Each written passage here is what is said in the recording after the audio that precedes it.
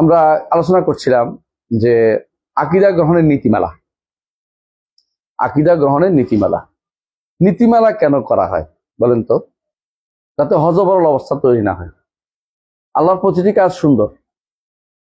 তিনি সৃষ্টির 50,000 বছর আগেই নীতিমালা করছেন, কারে কি দিবে না দিবে, তাই না? ফেরেশতারাও, আল্লাহর ফেরেশতারাও কিন্তু মুনাজ্জাম, কিছু অনি। ওয়া ইন্না লানাহনু সাফুন ওয়া ইন্না লানাহনু মুসাব্বিহুন। আমরা কাতারবন্দি হই। ওমা নাতানাজ্জালু ইল্লা বিআমরি রাব্বিক লাহু মা বাইনা আইদিনা ওয়া মা খালফানা ওয়া মা বাইনা যালিকা ওয়া মা কানা রাব্বুকা নাসিয়া। এর অর্থ হচ্ছে ফেরেশতারাও তাদের কাজে সুন্দর, আল্লাহর খাস বান্দারাও তাদের কর্মকাণ্ডে সুশৃঙ্খল। আল্লাহ তাআলা কি আকীদা পোষণ করতে হবে আল্লাহ তাআলার জন্য, বা আমাদের বিশ্বাস কি হবে, এটাও সুশৃঙ্খল জিনিস। নীতিমালা হলে আমরা এটা সুন্দরভাবে বলতে পারবো। যারা বেদাতি তাদের নীতিমালা হচ্ছে এমন কিছু নীতি তারা আবিষ্কার করে, যে নীতিগুলো হচ্ছে কুফরি মতবাদের সাথে সম্পৃক্ত। আর আমাদের প্রত্যেকটা নীতির সাথে দলিল সম্পৃক্ততা আছে। কোরআন এবং হাদিস ভিত্তিক আমরা নীতিমালাগুলো দিচ্ছি। একটাও আমরা কখনো বলি নাই যে এটা অমুক অমুক দার্শনিক বলেছে, এটা অমুক কালাম শাস্ত্রবিদ বলেছে, এটা বলিনি।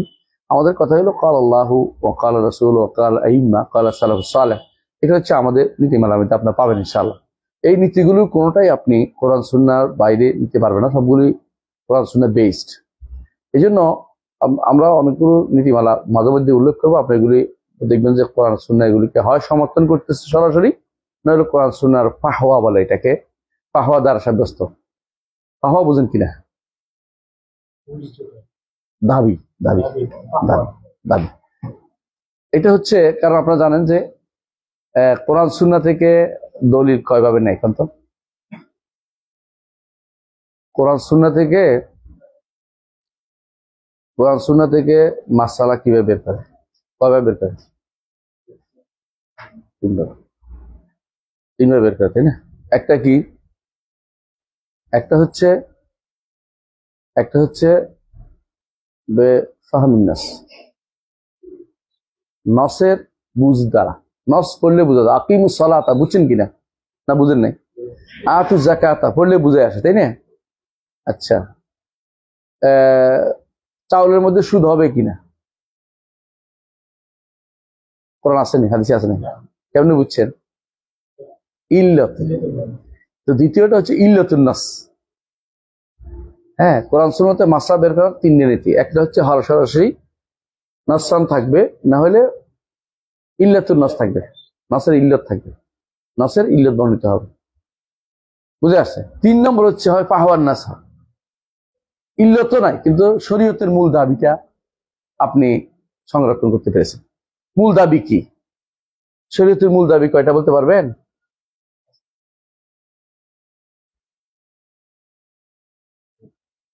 শরীয়তের মূল দাবি 3টা। শরীয়তের মূল দাবি 3টা। ফাহওয়া, ফাহাওয়া, ফাহওয়া বলে, ফাহওয়া, হা হা হা, ঠিক আছে, তাই বড় হা হা, ফাহওয়ান নাস। আমি লিখে দিচ্ছি তাহলে বুঝবেন। ফাহওয়া,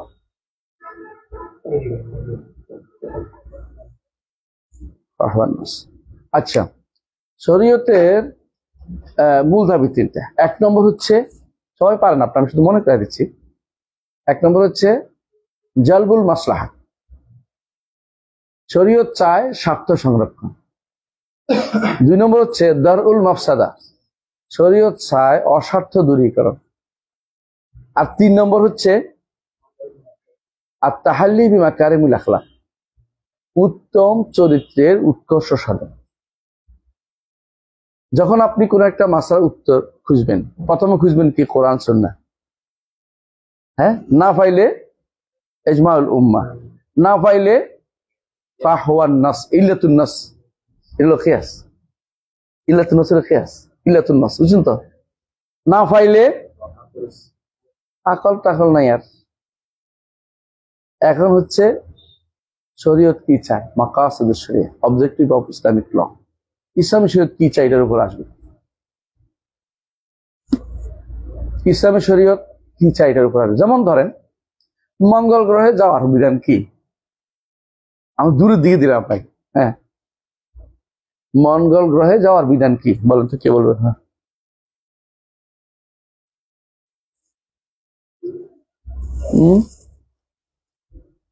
কে বলেন তো, জবাব দেন। কাজের উপর কোন কাজে যাব? কাজ যদি আমার হচ্ছে খরচ হয় তাহলে ঘরে যাওয়া খরচ হয়। আমি দেখতে পাচ্ছি না মঙ্গল রোজা ফরজ কিছু আছে, কোনো প্রয়োজন নাই। বেহুদা কাম যাওয়া চাইজ নেই, কারণ না পাইবো খাইতে, না পাইবো মরার জন্য যাচ্ছে, আবার আসতে পারবে না। একবার যদি ওখানে যাইতে পারে শেষ, বুঝলেন? দ্বিতীয়ত জমা নাই, জামাত নাই, জামাতে নামাজ পড়তে পারবে না। জুমা নাই, মানে কিছুই নাই। শরীয়ত যেটা চায় সেটা কিছুই নাই। আল্লাহ শরীয়ত বাস্তবায়ন করতে মরতে যাচ্ছে ওখানে কেন? তাহলে এখানে মরতে যেতে বুঝি কেনা? দেশের কি অভাব হয়েছে? পৃথিবী কি অভাব হয়ে গেছে? হ্যাঁ, ইনারদি ও আশা, ইনারদি ও আশা। তারপরে কি বলছে? যেখানে তো আমার আবাদত করো, যেখানে গেলে আবাদতটা করতে পারবেন বলে আপনার বিশ্বাস না, সেখানে যাইতেই পারবেন না, সেই তো অনুমতি না। যেখানে কাফেরদের দেশে যাওয়া কিন্তু অনুমোদন নেই, কারণ লাই তারা না হারা নেই, নামাজ পড়লেও সেখানে যাওয়ার অনুমতি নেই। সেখানে আপনি এমন এক দেশে যাবেন যেখানে আপনি কোনো পানি পাবেন না উজু করার জন্য, খুঁজে খুঁজে টাইম ব্যবহার করবেন নাকি? কি জন্য যাচ্ছেন না? কোনো কাজ নেই। বেহুদা কাজ, বেহুদা কাজ ইসলামে নিষিদ্ধ। এমন কাজ করবেন না যেটা আপনার কোনো কাজে লাগে না, এমন কাজ করতে যাবেন না যেটা আপনার কোনোদিন দিনে দুনিয়ার কোনো কাজে আসে না। মঙ্গল গ্রহে যাওয়ার কোনো কাজ নেই, বেহুদা কাজ। এটার জন্য সময় নষ্ট করা, এটার জন্য গবেষণা করা বেহুদা কাজ। ইমানদার ভালো কাজে সময় ব্যয় করে, মঙ্গল গ্রহের জন্য কিচ্ছু লাভ হবে না। কোন লাভ হয়েছে? বেহুদার সময় কেন করবেন? মঙ্গল গ্রহের নাম এটা বানাইতে কত কোটি টাকা, হাজার কোটি টাকা খরচ করছে, আর গরিব মানুষ পৃথিবীতে না খেয়ে মরে যাচ্ছে। আফ্রিকাতে এক একটা মানুষ, কালোরা না খেয়ে মরে যাচ্ছে। আমার দেশেও আমাদের সরকারগুলি যে অন্যায় করে করে টাকা দিচ্ছে, এই জন্য খাচ্ছেন। ভালো করে টাকা দেখবেন যে টাকা আসলে নেই, এত টাকা নাই। আমরা অন্যায়ের বেসাতির করে যাচ্ছি, টাকার উপরে ডুবে যাচ্ছি বেশি, মানে বেশি বেশি আমরা এখন যত পরিমাণে ভোগ করা শিখছি। এই ভোগটা কমানো উচিত ছিল। ভোগবাদী একটা আমরা পৃথিবীতে এখন বসবাস করতেছি, ভোগবাদ। রাসূলুল্লাহ সাল্লাল্লাহু আলাইহি ওয়াসাল্লাম তার উম্মতের মধ্যে ভোগবাদ চান নাই। তিনি কি বলছেন? আল্লাহুম্মা জাআল কুতা আলে মুহাম্মাদিন কাফাফা। আল্লাহ আলে মুহাম্মাদের খাবারটা করে দেন কাফাফ, অর্থাৎ কি, মানে বাড়তিও না, কমতে না, কোন রকমের চলে, কিছু জিনিস যেন বাকি থাকে, বুঝছেন? পাশের বাসার বেটি সোফা কিনছে, আপনার বউ এসে আপনার জ্বালাইলো, সোফা কিনছে। সোফা আমার লাগে না তো, ভালো একটু চলতেছে, আমাদের এটা তো সুন্দর, আপনি যে সুন্দর করে তুলবেন আপনার বউর কাছে, এটা ভালো। আমাদের বিছানাটা সোফার চেয়ে ভালো, সোফাতে বসার চেয়ে নিচে বসা অনেক ভালো। বুঝে টুঝে তারে শান্ত রাখবেন, এটা ইমানদারের কাজ। তো সে সোফা কিনছে, যেহেতু আপনি যে এখন চুরি করে সোফা কিনবেন, 2 নম্বর করে সোফা কিনবেন, সে জায়েজ না। মানে আরেকজন প্রতিযোগিতায় লিপ্ত হবেন না। আপনি থাকবেন এরকম যে রাসূলুল্লাহ সাল্লাল্লাহু আলাইহি ওয়াসাল্লাম যেভাবে, ওমর রাদিয়াল্লাহু আনহু কি বলেছেন? ওমর রাদিয়াল্লাহু আনহুকে যখন তিনি কেঁদে দিলেন, রাসূলুল্লাহ সাল্লাল্লাহু আলাইহি ওয়াসাল্লামের পিঠে দাগ লেগে গেল। ওমর রাদিয়াল্লাহু আনহু কেঁদে দিলেন, ইয়া রাসূলুল্লাহ কায়সার কিসরা, তারা কত আনামে জীবন আমাদের। ওমর তুমি কি চাও না তারা দুনিয়া নিয়ে যাক, আমরা আখিরাতে যাই? সুন্দর এই প্রশ্ন। আপনি এই জিনিসটি আপনার স্ত্রীদেরকে, সন্তানদেরকে বুঝান, এটা বড় কথা না। আমরা একটা আলহামদুলিল্লাহ বড় জিনিস দিচ্ছি আল্লাহ, কি খাবার একদিনের, আরেকটা কি থাকার একটা জায়গা, আরেকটা কি হ্যাঁ সুস্থ শরীর। 3 জিনিস দিলে আল্লাহ তাআলা কাফাকান্নামা হিজাত লাহু দুনিয়া বিহাদ্দা ফিরিহা, দুনিয়া পুরোটাই তাকে দেওয়া হয়েছে। মান আসবাহা মুআফান ফি জাসাদিহি আমিনান ফি সিরবিহি ওয়া লাহু কুতু ইয়াউমিহি কান্নামা হিজাত লাহু দুনিয়া বিহাদ্দা ফিরিহা।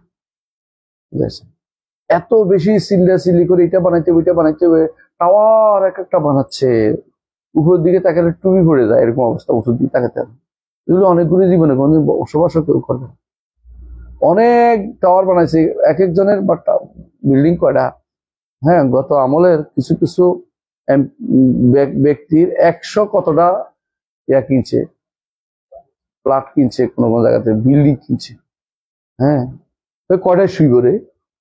একখানে শুইবে, এখানে পা রাখবে, তাও তো সম্ভব না। 2 সিটে তো পা রাখা জায়গা।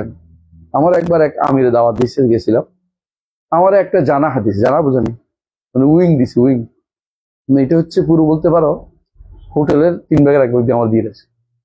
আমি রাতের বেলা ঘুমা দিলে ভয় লাগে আমার, আমি একা মানুষ, পুরো এই এলাকাটা এই উইংটা আমার দিচ্ছে, আমি এটা কি করবো? এটা আমি একা ভয় লাগে, আমি কি আমি আমার একটা সিট দরকার, একটা বাথরুম দরকার, শুনবো কি করছে আমার এই পুরো এলাকাটা ভিতরে দিয়ে দিচ্ছে। আমি এটার মধ্যে এখন ওরা তো চিন্তা ভাবনা করে দিচ্ছে না, আমি এখন কি করি? আমি একজনকে ফোন করে বলছি যে আমি একা ভয় লাগে, চলে আস। তুই কেমন ঢুকবো? তুই ঢুকে যাবি, কিছু কবি না, কারো প্রশ্ন করলে তো বেদার, তুই চলে আসবি, ওর ভয় লাগতেছে, তুই চলে আস না। ও আসে ঢুকছে আর তুই এখানে ঘুমানো, ভয় লাগতেছে রাতে, ওরা বিনে পয়সায় উইংয়ে ঢুক শোয়াই দেয় ওই দিন। আমার একা একা ভয় লাগতেছে, এই সমস্ত জায়গায় আমি কি করবো এত বড় জায়গা দিয়ে? অনেক সময় আপনি দেখবেন যদি বেশি পয়সা হলাম তখন বলুন যে আসলে কোনো কাজে লাগছে না, কিন্তু যে ব্যক্তি পাগল, দুনিয়া পাগল, তার কাছে এটাও তার মন ভরবে না। সে তখন মনে করবে আমি এখানে যে আছি এটা সুন্দর জায়গা না, আমার জায়গাটা যদি হয়তো বনানি, হ্যাঁ ওর গোরস্থানে না, আবার বনানি যদি কোনো এমপি পাড়ায় যদি অথবা যদি কোনো অমুক জায়গায় হইতো, হ্যাঁ যেখানে ওটা তার কাছে, অথবা বেইলি রোডের একেবারে মন্ত্রী এলাকা, হ্যাঁ মিন্টু রোডে, তার কাছে ভালো লাগতো। এরকম কিছু মানুষের চিন্তাধারা থাকে। হ্যাঁ, একজনে তার কবরের পাকা করছে, বাধাই করছে সুন্দর করে, সবকিছু রাখছে কবর ভিতরে, যে এইখানে তার কবর দিতে বলছে, সবকিছু ঠিকঠাক। ঘটনা হচ্ছে তার বিমানটা প্রশান্ত মহাসাগরে বাস হচ্ছে, বিমানও পাওয়া গেছে, কিন্তু তার লাশটা পাওয়া যায়। তো কবরটা কোন কামে লাগছে? আমি খুলনা গেছি, একজনে বলতেছে এইটা অমুক সাহেব, নাম বলবো না, তার জন্য এক মাদ্রাসার সামনে এখানে কবরস্থান করছে। তো আমি চিন্তা করলাম, মরার আগে কবরস্থান বানাইয়ে ছুঁয়ে দিছে, সুবহানাল্লাহ। লোকটা তো ভালোই ছিল, কিন্তু এই কামটা করা ঠিক হয়নি। শেষ পর্যন্ত উনি ওখানে কবর দিতে পারে নাই। উনি এইটুকু কাছে কেন করতে গেলেন যে আমি অগ্রিম, আমাকে যেখানে হোক সাহাবায়ে কেরাম মৃত্যু চিন্তা কম করতেন। হ্যাঁ, একটা যেখানে ফজিলত আছে মদিনায় মরতে পারলে ভালো, এর বাইরে আর কোথাও কোথাও মারা যাবে এই নিয়ে অগ্রিম টেনশনের দরকার নেই। কবরটা একটা হবেই কোথাও না কোথাও, এত মরতে হবে এখানে বসে থাকতে হবে এমন চিন্তা ভাবনা করতে হবে না। মানুষের তো অনেক কাজ থাকে, কোথায় মরে যাবে কে, সেখানে তখন হয়ে যাবে। কবরে টেনে টানা তো যাইছে নাই। আমার দেশে কি হয়েছে, মরা মানুষ হলে সৌদি আরব থেকে কবরের মানুষের টেনে নিয়ে আসে, কি জন্য? মানে দেশে আনলে আবার দেখতে চায় না কেউ, ভয়। ঠিক হুজুরে যাই এরপর জানাজা দিতে হয়। আমার বাপজান এখানে গেছে রাতে, একজন রাতে বেলা গেছে, ছেলেটা আমার বলতে ছোট আছিলাম, বলছি সরাই নিয়ে যাবো রে, আমার মাকে বলতেছে নিয়ে গেছে, কারণ আমার নিজের ভয় লাগতেছে, কারণ বিদেশ থেকে লাশটা পাঠাইছি তখন ভালো ব্যবস্থাপনা ছিল না, শুকাইয়া একদম হাড্ডি হয়ে গেছে, তো চোখ ভিতরে ঢুকে গেছে, দেখলে ভয় কাপার মতো অবস্থা।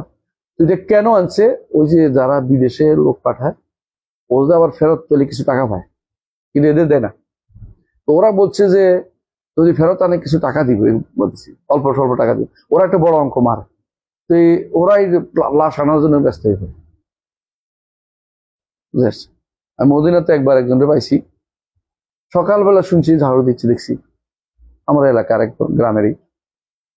তো আমার বলছে হুজুর আমি তো চাকরি পাইছি এখানে, ঝাড়ু দিই মুসলিমের সামনে, ভালো ভালো, এখানে থেকে রাখ, মদিনে মূর্তি হলে তো লাভ। আমার ঘটনা থাকে, আমি যখন দেশে আসছি বলছে ও মরে গেছে মদিনাতে।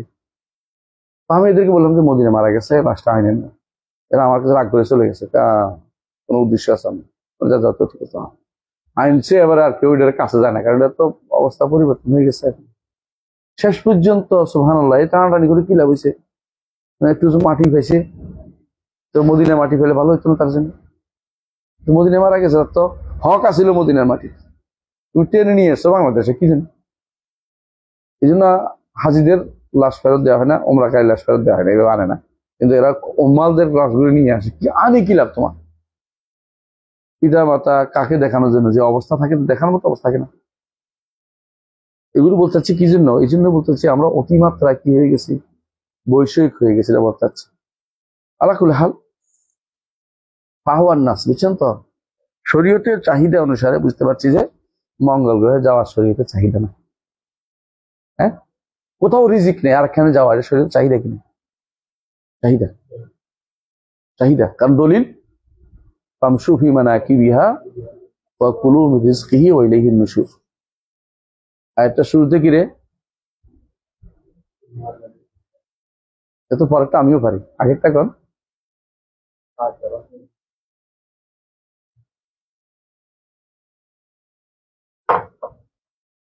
দেখি আয়াতটা পারেন কিনা আপনারা।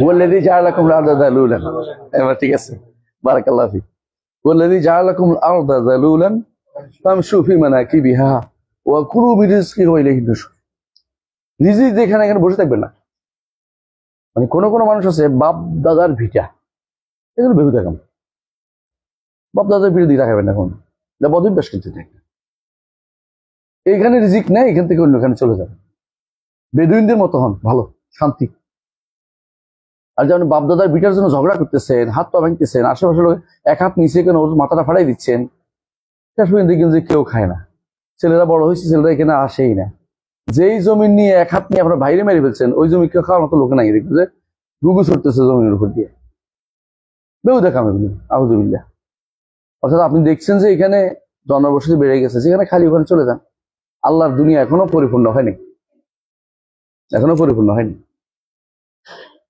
আপনি ঘনবসতি কোনো বিতরিত চিপা চাপের ভিতরে থাকতে জরুরি না বুঝতে চাচ্ছি আপনাদেরকে ইয়া শিখেন অনেক দেখবেন যে গ্রামে যে এমন জায়গায় বসে রয়েছে সবাই গিঞ্জি হয়ে বসে রয়েছে দূরে যাবে না কেউ ছেড়ে দেন না এই গ্রাম আরেক গ্রামে চলে যান আপনি থাকতে হবে কিছু বাধ্যতামূলক কিছু যেখানে কাজ করবেন বা যেখানে ভালো পাবেন খালি জায়গায় চলে যাবেন দেখবেন যে হয়তো এখান থেকে 10 গুণ জায়গা কিনে বেশি করে বাড়ি করে সুন্দর থাকতে পারতেছেন শান্তিতে পোলাবানি পড়ানোর ব্যবস্থা হচ্ছে আর এখানে আপনি গিঞ্জি করে দেখতেছেন কি জন্য বাপদাদার ভিড়া পিছনের দিকে পিছু টান এই পিছু টান আমাদেরকে অনেক কিছু ডুবায় দেউ দেখাম পিছনের কোনো মূল্য নাই যে যেখানে জীবন তো একটাই এরপর তো আখিরাতের জীবন দুনিয়া জীবন তো একটাই তাই না এটা তো আসার সুযোগ নেই এখানে শান্তির সাথে একটু বড় জায়গা করে বাস করি রাসূলুল্লাহ সাল্লাল্লাহু আলাইহি ওয়াসাল্লাম কি বলেছেন সালাসুমিন না অনুমান সাআদা তাই না মিনা সাআদা সালাসাতিন আরবা সালাস কি রে আল মারকাবুল হানি মানে খুব ভালো বাহন গাছটা যদি কোনো ভালো হয় আরামদায়ক বাড়ি একটা হলো ভালো স্ত্রী হয়েছে তো তোর ভালো স্ত্রী দুটো তো এখনো পাস না এখন তাই না কোনটাই পাস না তোরা এখন অপেক্ষা কর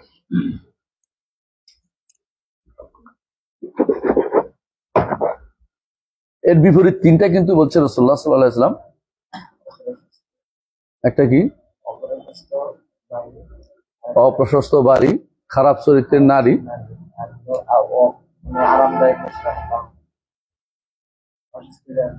অস্বস্তিদায়ক বাহন সংকীর্ণ বাহন জায়গা হয় না কষ্ট হয় ভালো না এরকম সালাসুম সাহাদা বুঝলে নাই সালাসুমিনা তাকাওয়া তাই হোক তো এটা কিন্তু গুরুত্বপূর্ণ সুল জার হলে তো মোটে এটা আউযু বিল্লাহি মিন সুল জার ফি দারিল মুকামা হাদিসে আছে না স্থায়ী অবস্থানে যেখানে স্থায়ীভাবে থাকবেন এখানে সুল জার হলে থাকেন না কষ্ট করে ঠেলাঠেলি করে চলে যাবেন দূরে সে ভাই হোক চাচা হোক তো থাক আপনিই থাকেন আমি যাই আপনি এটা অন্য জায়গা ভালো জায়গা দেখে কিনে টিনে চলে যাবেন এখানে সবাই মিলে একসাথে থাকা জরুরি নেই বাধ্যতামূলক কিছু নেই যে আমার ভাই বেড়াদের সবাই মিলে আসি ডাক দিলে সবাই হাজির হইব একসাথে খাই আমরা এখন হানি ভাগ করি নেই কেউ কেউ এটা যায় না এটা হিন্দুদের কায়দা 91 পরিবার ইসলামিক সিস্টেমের ভিতরে পড়ে না কথা বলছেন না 91 বুঝেন না এক অন্নপতি মানে এখনো অন্যর মধ্যে এক হয়ে গেছে হ্যাঁ জয়েন্ট ফ্যামিলি বলে এটা ইসলামের অনুমতি বলে না জয়েন্ট ফ্যামিলি যে কত খারাপ দুদিন ধরে এক মহিলার উত্তর দিচ্ছি জয়েন্ট ফ্যামিলি এত খারাপ কাকে কি বলবো অপকর্ম করে ভরাই ফেলছে তার জামাই জয়েন্ট ফ্যামিলির ভিতরে এখন কি করবে এটা তো জয়েন্ট ফ্যামিলি থাকতে গেছে কেটা জয়েন্ট ফ্যামিলি শরীয়ত অনুমতি জিনিস না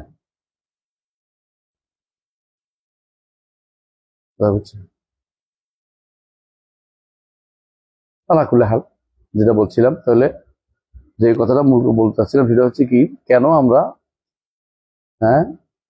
সবকিছু সুনির্দিষ্ট নিয়মের ভিতরে চলবে বুঝে আসছে কথাটা শরীয়ত অত্যন্ত সুশৃঙ্খল প্রতিটি কাজকেই ইসলামী শরীয়ত অত্যন্ত সুন্দরভাবে সাজাইছে আপনি আশ্চর্য হবেন ইসলামী শরীয়তের যে সাজানো মাসাইল দিক থেকে সাজানো আপনি কোনো হিন্দুদের পাইবেন বৌদ্ধদের পাইবেন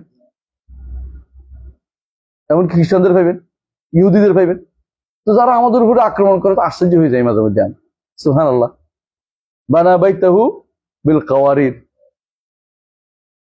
ওয়া ইউরশিকুনা বিল হিজারা, নিজের ঘর বানাইছে কাঁচের, আর আমার সীসাডালা প্রাচীরের মধ্যে পাথর মারো, বুঝ নাই?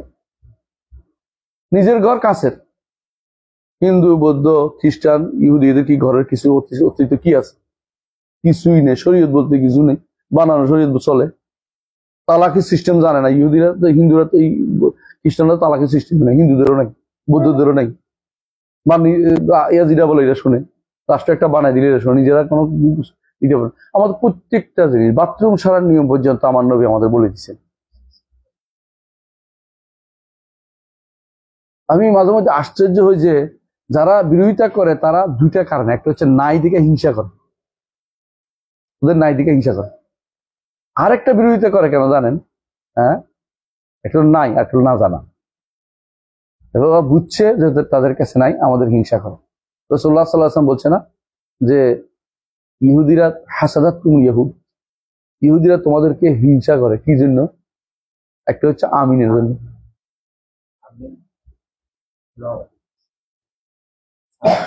সালাম হিংসা করে তারা, কারণ কোন কোন জাতির সালাম হচ্ছে লানত। চিটাং গেলে তো আপনি দেখবেন যে লানত দিয়ে শুরু করে। হ্যাঁ, বলে চিটাং ভাই আসেনি কেউ, কি দিয়ে শুরু করে দেয়ালে আসে না, বলে না? খারাপ নাই জিনিসটা, কত ভালো নেই। সালাম হল লানত, শব্দটা উচ্চারণ করতে খারাপ লাগে, উচ্চারণ করতেছি না, ও বুঝে আর কি, যেটা বলতেছিলাম। হ্যাঁ, কতটা ভালো। আমাদের শেখপাড়ার একটা গালি আছে, এটা আরো খারাপ, জানোস তো? স্যার এরে ভালো করে এইটা দেন, শব্দটা উচ্চারণ করতে পারবো না মুখ দিয়া, কারণ সে শোনে না কেন, এই জন্য। শব্দটা খারাপ না? খুব খারাপ দেখুন শব্দ। তাহলে আপনি কথার ভাষ্যটাও সুন্দর হতে হবে। ইসলাম কিন্তু মানুষকে তার বাক্যটাও সুন্দর করে দিয়েছে, সুবহানাল্লাহ। খারাপ বাক্য ব্যবহার ইসলাম অনুমোদিত না। আমার নবী জীবনে কোনোদিন কোনো খারাপ শব্দ উচ্চারণ করেন নাই। আল্লাহর কোরআন বাথরুমটাকে বলছে গায়েব, নিচু এলাকা, নিচু জায়গা, মানে ভালো জায়গা না এটা আর কি, এটা বলছে। গায়ের শব্দ তো নিচু এলাকা।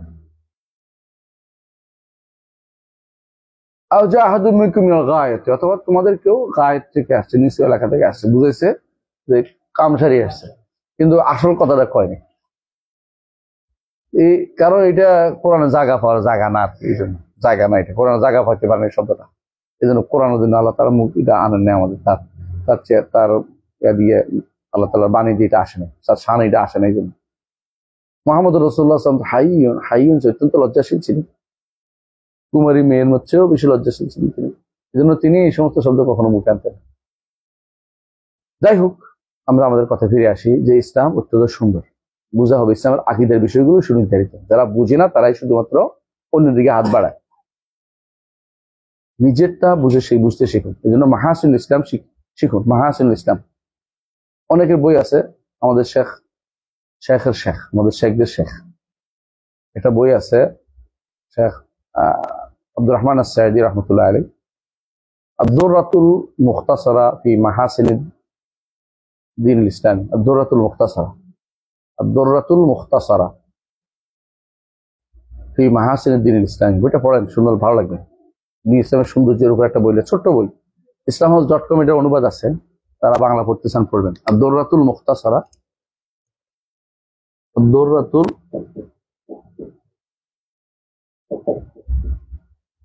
মুখতাসারা ফি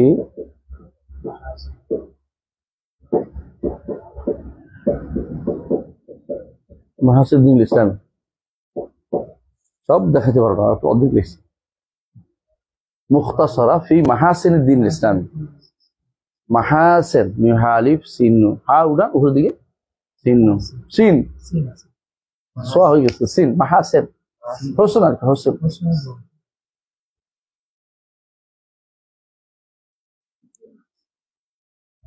আরেকটা বই আছে আমাদের শেখ আমিন শানকিতি রহমতুল্লাহ আলাইহি, শেখ আত্মনিও আমাদের শেখদের শেখ আমিন শানকিতি রহমতুল্লাহ, তারা বলেছে আল ইসলাম দ্বীনুন কামিল, এটা ইসলাম.com-এ আছে, অনুবাদ দেখে নিবে। আর ইসলামুদ্দিনুল কামেল বইটা খুব ভালো।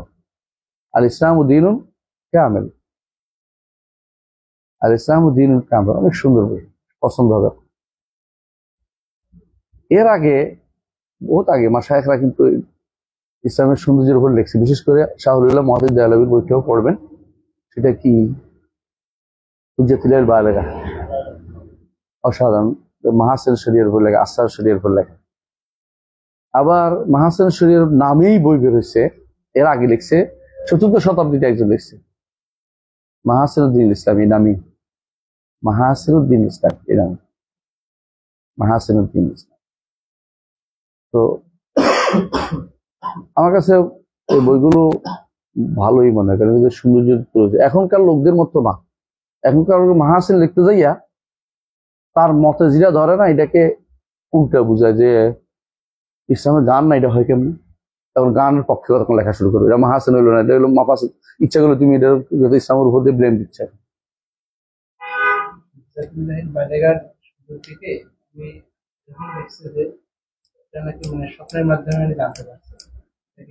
কোনটা? পুরোটা? এরকম লিখছে যে স্বপ্নের মাধ্যমে উনি বা এরকম কোনো কিছুর মাধ্যমে জানতে পারছে তার এটা লেখা আছে।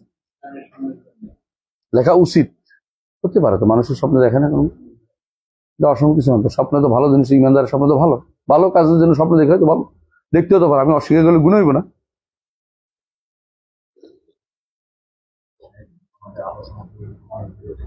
আমরা অনেক দূর চলে গেছি, আমরা ফিরে আসতেছি। আমরা চা খাওয়া শেষ করিনি। তো শোনেন, কি বুঝলাম? যে ইসলামের প্রতিটি জিনিস কি সামঞ্জস্যপূর্ণ, কোনো কিছু মানে অসামঞ্জস্য কোনো কিছু নাই। আল্লাহ যেভাবে বলছেন, হাল তারা মিন ফুতুর তুম্মা রাজি'ল বাসারা কাররাতান ইয়ানকালিবু ইলাইকাল বাসারু খাসিআন হাসিব ওয়া লাকাদ যায়্যানা আস-সামাআ দুনিয়া বিমাসাবিহ ওয়া জাআলনা রুজুমান লিশ-শায়াতিন ওয়া আতাবা'আ হাদার। এটা প্রত্যেকটা জিনিস আপনি সুন্দর। আলহামদুলিল্লাহ। আমরা আলোচনা করছিলাম যে কত নম্বরে এটা, না এটা 6 নম্বর শেষ হয়েছে না? 6 নম্বর শেষ। যে আপনাদেরকে পড়তে বলছিলাম, কে কি পড়ছেন দেখি, হাত তোলা দেন। 1 2 3 4 5। কেউ আপনারা পড়েন না কেন? ওইটা আবার পড়তে হবে এখন নতুন করে। কেন পড়বেন? নতুন করে নতুন অ্যাপ্লিকেশন পাবেন। যে কোনো বই প্রথমে একবার মানুষ পড়ে, দ্বিতীয়বার যখন পড়ে প্রয়োজন, তখন আলাদা একটা কি হয়, এটার উপরে আলাদা একটা গুরুত্ব বাড়ে। প্রথমবারে এত কিছু আছে, অনেক কিছু মনে হয়নি, বুঝলেন? এই জন্য আপনি গুরুত্বের সাথে পড়বেন। তাহলে আমরা পড়ছি যে আকল এবং নকলের মধ্যে কোনো কি হইতে পারে না, বিরোধ হইতে পারে না। কারণ আকল দাতা আল্লাহ, নকল দাতাও আল্লাহ। সুতরাং আল্লাহ দুইটার মধ্যে বিরোধ করবেন না। যদি বিরোধ হয়ে যায় তাহলে দেখতে হবে, কি দেখতে হবে, যে দুইটাই আকল নকল কি শুদ্ধ কিনা, যেমন হাদিসটা শুদ্ধ কিনা। যদি শুদ্ধ না হয় তাহলে আমি আর টেনশন করার দরকার নেই, বুঝছেন কিনা? অনেক হাদিস, বানোয়াট হাদিস দেখবেন যে মানুষ হাসাহাসি করে। তাহলে বানোয়াট হাদিস নিয়ে হাসাহাসি করে দেখছেন না আপনারা? তো এই বেশিরভাগ মানুষে যারা এই ইসলামের কোনো দোষ খুঁজে বেড়ায়, ভালো করে দেখবেন যে ওরা কি করে, দুর্বল একটা হাদিস নিয়ে আসে। এই হাদিস এনে কেউ যে ইসলাম এটা কইছে, আমাদের মধ্যে এটা তো হাদিস, এটা শুদ্ধ না। শুদ্ধ আমি তো বুঝি টুঝি আছে তো। তারা এই জন্য ইসলাম হাদিস বানাইছে, দুর্বল হাদিস বানাইছে তারা কিন্তু, অথবা দুর্বল হাদিস প্রচার করছে তারা, কিন্তু আমাদের জন্য কি করছে, ক্ষতির কারণ হচ্ছে, ইসলামের জন্য ক্ষতির কারণ করছে, বুঝছেন তো? দেখবেন যে দুটাই শুদ্ধ কিনা, দুটাই কাছারি কিনা, দুটাই শুদ্ধ কিনা, এটাই কথা। কোরআনের ব্যাপারে তো কাছারি কোনো ব্যাপারই না, কিন্তু তখন দেখবেন যে আমার বুঝটা শুদ্ধ কিনা, আমার বুঝটা কাছারি কিনা। কোরআন তো কাছারি কোনো সন্দেহ নেই। হাদিসও ধরেন, হাদিসটা শুদ্ধ হইল এবং আকলটাও কি কাছারি পরিণত হইল, তখন আমার দেখতে হবে আমার বুঝটা শুদ্ধ কিনা। কোত্থেকে? কোরআনের নসের ক্ষেত্রে, হাদিসের নসের ক্ষেত্রে। কারণ কখনো কখনো নসের যে ভাষ্য, এটা আমাদের কাছে স্পষ্ট হয় না, পরে অনেক পরে এসে স্পষ্ট হয়। কুল্লুন ফি ফালাকি ইয়াসবাহুন, আগে কি বুঝতেন? আজ থেকে 1400 বছর আগে কেউ হয়তো এটা বুঝতো না ইয়াসবাহুন অর্থ কি। এখন তো বুঝে যে প্রত্যেকটি তার কি আছে, নিজস্ব কক্ষপথ আছে। এটা হয়তো কক্ষপথ তখন হয়তো আবিষ্কার হয়নি, বুঝতে চাচ্ছি এটা কুল্লুন বলছে, এর হচ্ছে সবই তার কি আছে, কক্ষপথ আছে। আল্লাহ নির্দেশ মোতাবেক সবগুলি চলে। আর শামসু তাজরিলে মুস্তাকারিল্লাহ, তাজরি চলে। হ্যাঁ, সে চলার দিক থেকে আগেকার দিনে মনে করা হয়তো কি জানেন, বাতলিমুসের থিওরি কি, বাতলিমুসের থিওরি বা এরা আগে যারা ছিল তারা মনে করতো এই যে চাঁদ সূর্য এগুলি উপর থেকে লম্বা লম্বা ফ্যানের যেমন এরকম আছে উপরের দিকে আছে না, আংটা আছে না উপরের দিকে, এরকম ওই অষ্টম গোলার্ধের সাথে এটা লাগানো, লম্বা করে দিছে কোনটাকে একটু টেনে দিছে, কোনটা একটু পিছিয়ে ফেলা রেখেছে, বুঝছেন তো, বেশি লম্বা করে দিছে নিচে ফেলাইছে, কিছু অল্প কমরে উপরে উঠে রেখেছে। অষ্টম গোলার্ধে হচ্ছে সবগুলির নিয়ন্ত্রণ। এখন মানুষের হাসে এটা কোনো থিওরি হইলো না, ভুল বুঝছিলাম। গোলার্ধ বলতে কিছু আসলেই নেই, প্রত্যেকেই এক একটা এর সাথে সম্পৃক্ত। এরা জমিন নিয়ে চিন্তা করতেছে না, ওরা ওদের কক্ষপথে ঘুরছে, জমিনও জায়গা আছে, অন্যান্য জিনিসপত্র তা প্রত্যেকে তার মতো আছে, এবং এগুলি কোনোটাই কি হয় না একটা কেন্দ্রিক একসাথে ঘুরতেছে না, গোলক কেন্দ্রিক কিছু নেই। এখন তারা বুঝছে গোলক কেন্দ্রিক কিছু নেই। অথচ আগে সবাই কি করতো, ফালাকুল আউয়াল, ফালাকুস সানি, ফালাকুস সালিস, 9টা ফালাক বানাইতো, 9টা বানাইতো, যে 9টা গোলকের পরে আসে পৃথিবীর মধ্যে এসে পড়ছে। অথচ এখন দেখতে পাচ্ছি এটার সাথে এটা আসলে ওইটাও আলাদা চলে, এটাও আলাদা চলে, একটার সাথে একটা কোনো নির্দিষ্ট কোনো নিয়মিত চলে না, প্রত্যেকের আলাদা নীতি আলাদা ব্যবস্থা করেছে। আমি কেন বললাম যে আকলের যদি বিরোধে কি করতে হবে, আকল আর নকলের প্রথমে নসটা শুদ্ধ কিনা দেখতে হবে। যদি কোরআনে কারীম হয় বা সহিহ হাদিস হয় তো নস শুদ্ধ হয়েছে, এরপর দেখতে হবে আকল যদি কোনো অকাট্য ধরা হয় আগে প্রথমে, তারপর বলছি এটা। তারপর যদি দেখেন যে নসটা দুটাই অকাট্য, তো আকলকে সন্দেহ করেন, আকলে বুঝের মধ্যে ভুল আছে কোথাও। আর অকাট্য নয়, এটা মোহতামিল, অর্থ এটা হইতে পারে, এটাও হতে পারে, তাহলে আপনি বিরোধ লাগাই দিবেন না, কারণ দুইটার মধ্যে দুইটা মোহতামিল, একটা কাতির মধ্যে কোনো বিরোধ হয় না, দুটার মধ্যে কোনো বিরোধ হতে পারে না। এরপর যদি দেখেন যে না আমার আকলটা আমি অকাট্য ধরছি, এটা ভুল ধরছি, যদি দেখেন যে দুইটাই অকাট্য, তখন আকল যে অকাট্য ধরছিলাম এটা ভুল ধরছি, আমার আকলের কোথাও কি আছে, ঘাটতি আছে, আকলের কোথাও কি আছে, ঘাটতি হয়েছে, যেটা আমার বুঝতে পারছি না। তখন দেখবেন যে খুঁজে আপনি ভালো করে পাবেন যে এই অকাট্য আপনি বলতেছেন, কিন্তু অনেকে অকাট্য মনে করেনি। আর আপনি দেখবেন যে যারা আকল নিয়ে বেশি বাড়াবাড়ি করেছে এরা কারা, দার্শনিকরা দেখবেন যে কেউ বেশিরভাগই, অথবা বলতে পারেন যে শতকরা 90% একে অপরের মতের সাথে মিল হয়নি। জগতের শুরু কি দিয়ে, একজন বলছে মাটি, একজন বলছে পানি, একজন বলছে আগুন, একজন বলছে বায়ু, একজন বলছে জাররা মানে একদম বাষ্প, একজন বলছে না এটা হলো কি ওই যে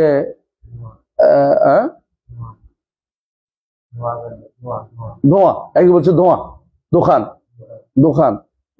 এই যে আপনি দেখেন কতজনের কত মত। আর একজন বলছে আসলে শুরু চিন্তা করা যাবে না, এটা শুরু থেকে ছিলই, আর দুইটা বলেছে। এবার তো তারা এক একজন একেবারে বলছে, আপনি কাউকে পাবেন না। আমি গ্রিক দর্শন পড়ে 6 মাস বসে বুঝছি যে কেউ এগুলি একমত হতে পারে নাই, প্রত্যেকে তার মতো করে চলছে। এইটাই শেষ পর্যন্ত বলবেন এটাই বলবেন। তাহলে আপনার আকলের সাথে নকল কোনো বিরোধ পারে না, এটা হয় নাই কোনোদিনই। যেখানে দেখবেন যে নকলের বিরোধ দেখাইছে, আকল এটা তো তার আকলের সমস্যা। আল্লাহ তাআলা বলছেন তিনি আরশের উপর উঠেছেন। আকল কি বলে ওদের আকল কি বলে, আরশের উঠলে কি লাগবে, হরকত লাগবে। আর হরকত হলে কি হয়, হরকত হলে মাখলুক হয়ে যায়। এখানে পুরোটাই ভুল। কারণ আল্লাহ তাআলা আরশের উপর উঠতে হরকত লাগে না, আমরা বলছি না, মানুষের হরকত লাগে। কারণ প্রমাণ আমরা বলি কি, আল্লাহ একসাথে সারা দুনিয়ার সবার হিসাব নিবেন, মানুষের একসাথে দুইজন লোক কথা বলতে পারে, একজন ফাঁকিবাজি করে, আর আল্লাহ একসাথে সারা দুনিয়ার সবার হিসাব নিবেন। ইন্না রাব্বাকা সারিউল হিসাব। তাহলে আপনার সাথে আল্লাহর কোনো কর্মকাণ্ডে মিল হবে না। আপনি চোখে কিছু দেখেন, কিছু দেখেন না। আমরা বলি যে তার অন্ধকার রাত্রিতে হ্যাঁ, কি অমাবস্যা রাত্রিতে কালো পিঁপড়ার উপরে কালো কালো পাথরের উপরে কালো পিঁপড়া চলানো তিনি দেখতে পান, তাই না? আর অথচ আমি আমার সামনের জিনিসের চোখ নষ্ট দেখতে পাই না, ভালো করে তাকাইতে কি লিখতে পড়তে পারতেছি। আমার দেখার সাথে আল্লাহ দেখার তুলনা কোনোদিনই করবেন না। আল্লাহ তাআলা আরশের উপর উঠার ধরন আমরা জানি না, কিন্তু এটাকে আপনি হরকত নাম দিবেন না। বলেন যে আমি তো এটাই বুঝি, আপনি বুঝেন তো আপনার তো ডিসেন্ডের উপরে, আল্লাহর উপর তো কেয়াস চলে না। বন্দার কর্ম উপর আল্লাহ কেয়াস চলবে না। কেয়াস আমরা ওই দিন বলেছিলাম, মনে আছে তো? কি কেয়াস চলবে না? কেয়াসুল মুসাবি এবং কেয়াসুল ইল্লা চলবে না। কি চলবে? কেয়াস আউলা চলবে। কেয়াস আউলা কোনটা? এই জিনিস বন্দার জন্য খারাপ, আল্লাহর জন্য খারাপই হবে, আরো বেশি খারাপ। আল্লাহর জন্য আপনি কেয়াস ওই ইল্লা টিল্লা এগুলি সাব্যস্ত করতে পারবেন না। তারা ভুলটা কোথায় করছে? কেয়াস করছে, আল্লাহকে বন্দার আমল উপর কেয়াস করছে। তো এইটাই তো ভুল হয়েছে। তো তুমি আবার সারাদিন তোমার যতই আবার ভুল হতেই থাকবে, তোমার ভুলটা তোমার ইল্লত তো তোমার ইয়া নয়, তুমি যেটা করছো এটা তো শুদ্ধ না, তো তোমারটাই ভুল। আল্লাহর কথাই শুদ্ধ, তিনি কি আরশের উপর উঠেছেন। তিনি নেমে আসেন, আমাদের নেমে আসা হয় রশি দিয়া, না হয় লাভ দিয়া, না হয় কি দিয়ে সিঁড়ি বাইয়া। আল্লাহ যেন কোনোটাই সাব্যস্ত হবে না। তার নেমে আসার কোন সিস্টেম আমাদের জানা নেই, কিরকম জানা নেই। তবে নেমে আসেন বলছে, নেমে আসেন, কিভাবে নেমে আসার সিস্টেম জানি না। আমরা শুধুমাত্র নেমে আসার বিশ্বাস করি কিরকম, আমি দেখছি যারা তার এটাই তো, যে কোনো নেমে আসা মানে হলো হয় বৃষ্টি নেমে আসে, নয় কোনো কিছু উপর থেকে পড়ে, এটা দেখি। এটা তো সৃষ্টির স্রষ্টার তো নেমে আসে, এরকম হতেই পারে না। আমরা একসাথে দুই জায়গার কাজ করতে পারি না। একটা ইয়ে আছে না, এই মালাকুল মউত একসাথে সারা দুনিয়াটাকে, সারা দুনিয়া জান কবজ করতেছে। সারা দুনিয়ার মানুষগুলো একটা ডানার মধ্যে, ডালার মধ্যে, জগৎ পুরোটাই তার সামনে ডালার মতো, কত বড় তিনি। এই আল্লাহ যদি তার ফেরেশতার অবস্থা হয়, আপনি এটা রাখো মানুষের মতো করতে পারবেন? ফেরেশতা মানুষের মতো না, সৃষ্টিও সৃষ্টির মতো হচ্ছে না। তো রব্বুল আলামিন আপনার মতো দিচ্ছেন কেন? তিনি যেটা বলেছেন এটা সত্য, কিন্তু আমার ধরন ধারণা থেকেও চলবে। তাহলে আমরা কিয়াস কখনো, আমি যেটা বলতেছি, আকল এবং নকল কখনো বিরোধ হতে পারে না। আরেকটা দ্বিতীয় অংশ, ওয়ালা বাইনা নুসুসুল কিতাব ওয়াস সুন্নাহ, আর কোরআন এবং সহিহ সুন্নাহর মধ্যে কোনো বিরোধ হবে না। কোরআন এবং সহিহ সুন্নাহর মধ্যে কোনো বিরোধ হইতে পারে না, হবে না, হয় না, কোনদিন হয় না। কোরআন এবং সহিহ সুন্নাহর মধ্যে কোনো বিরোধ হয় না। কোরআন এবং সহিহ সুন্নাহর মধ্যে বিরোধ না হলে আপনার এই কথা মানে মেনে নিতে হবে যে যারা যারা বলছে যে কোরআন সুন্নাহর মধ্যে বিরোধ হয়, তারা মিথ্যা কথা বলছে। হ্যাঁ, হতে পারে কখনো কখনো কোরআন এবং সহিহ সুন্নাহর বিরোধ হয় না, হতে পারে যখন যদি সুন্নাহটা শুদ্ধ না হয়।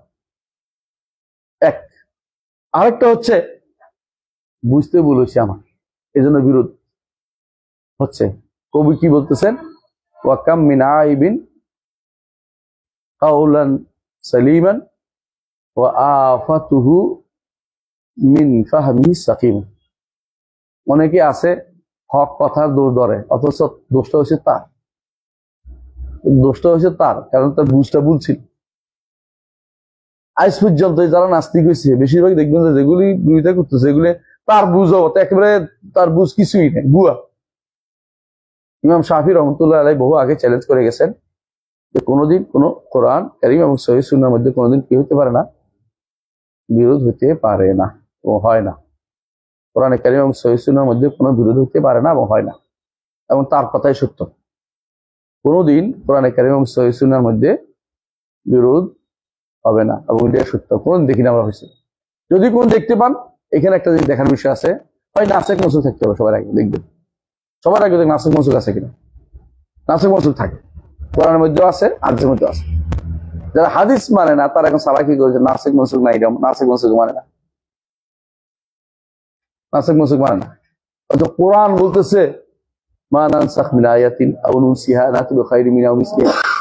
হাদিসের মধ্যে কুনতু নাহাইতুকুম আন জিয়ারাতিল কুবুর আলা ফাজুরুহা ফাইন্নাহা তুযাক্কিরুকুমুল আখিরাহ।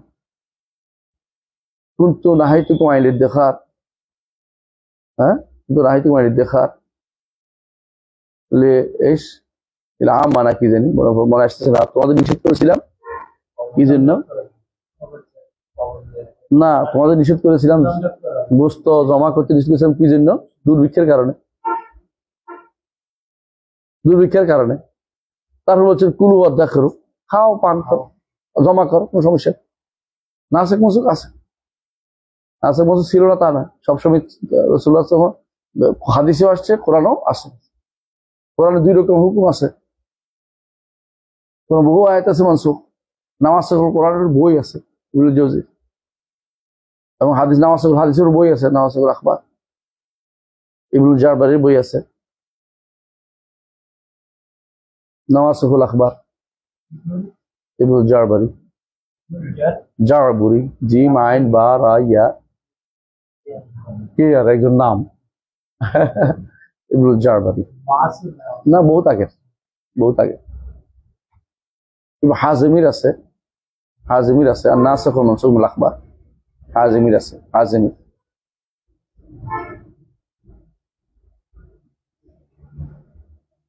আবার আরেকজন আছে না বলে এসেছে এখন, মনসুখুল আখবার কি জানি, দেখ আল্লাহ কুল্লি হাল আখবারের মধ্যেও মনসুখ আছে এবং আয়াতের মধ্যেও কি আছে? মনসুখ আছে, এবং নাসিখ মনসুখ আছে। এটা হয়তো প্রথমে দেখবেন যে নাসিখ মনসুখ না, এখন আবার চিন্তা করবেন যে আসলে কি আমার কোনো ভুল হচ্ছে কিনা এখানে। আমি আজকে পড়াচ্ছিলাম 2টা হাদিস, আপনাদের কাছে অনেকের কাছে এটা নিয়ে হতে পারে। একটা হচ্ছে কি রাসূলুল্লাহ সাল্লাল্লাহু আলাইহি ওয়াসাল্লাম একটা হাদিস যেটা আসছে যে 42 দিন পার হলে মায়ের পেটে ফেরেশতা পাঠানো হয়। ফেরেশতা তখন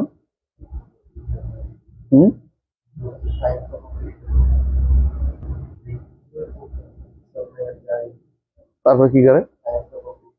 তারপর এটা কি ওখানে 43-এর পর 120 দিনের পরে এই হাদিসে একসাথে করে ফেলে হবে না। সুবহানাল্লাহ, এই হাদিসের তাদবিক দিতে এখন মুহাদ্দিসরা বহুত বেজারে আসত, কারণ এখন ডাক্তাররা বলে 40 দিন পরে একটা কি আসে, তার মধ্যে একটা জীবনী শক্তি আসে। এইটার মধ্যে এই জীবনী শক্তিটা স্থিতিশীল জীবন না, এটা হলো অর্থ। কারণ এরপরে ইউনফাকু ফিরুটা পরে কথা আসছে, এবার তো এইটা হলো এটা কি প্রসিড হতে দিবে কিনা নাকি ফেলে দিবে, বীর্য কি পরের ধাপে যাবে কিনা, কারণ সব বীর্য তো সন্তান হয় না। এটা হচ্ছে এটা কি কাজ করতে দিবে কিনা, ওই জায়গায় চলবে কিনা, কর্মটা হবে কিনা, কথা বুঝছেন কিনা? তাহলে একটা হচ্ছে স্থিতিশীল জীবন, এটা পরে। আর এটা হচ্ছে এইটা থাকার মতো একটা জিনিস, কর্ম কাজ করার মতো তার অবস্থান তৈরি হবে কিনা, এবং সেটাই শুদ্ধ হাদিস হিসেবে অর্থ করতে হবে। কারণ সেখানে উল্লেখ আছে এরপর এটা এরপর আব্দুল্লাহ বিন মাসউদ বর্ণিত হাদিস এটা যে 40 দিন, এটা থাকে 40 দিন, এরপরে তার মধ্যে ওইটাও এরপরে আসছে। বোঝা গেল ওইটা হলো স্থিতিশীল জীবনের জন্য, আর এটা হলো অস্থিতিশীল। এটা হলো শুধুমাত্র সেটাকে প্রসিড করবে কিনা, কারণ যে কোনো জিনিস প্রসিড করার জন্য একটা জীবন লাগে। আপনি একটা মাটিরে ইচ্ছা করলে প্রসিড হবে না, বৃষ্টি পানি পড়লে প্রসিড হচ্ছে, আবার গাছ হলে এটা একটা বিশাল মহির হচ্ছে। তো মানুষ মায়ের পেটে যাওয়ার পরে 42 দিন পরে এটা কাজে লাগবে কি লাগবে না, এর মধ্যে স্বীকৃত হয়ে যায়, থাকবে কি থাকবে না, হয় হবে না হবে না, বুঝে আসছে। এই জন্য আগেকার আলেমরা বলতো যে 120 দিন পরে সন্তান ফেলা যায় না, কারণ স্থিতিশীল জীবন চলে আসছে এই জন্য। আজ এখন আমরা বলি, এখনো বলি যে 42 দিন পরে ফেলা যায় না, কারণ এটা প্রসিড হচ্ছে, আপনি প্রসিড বন্ধ করে দিন কেন?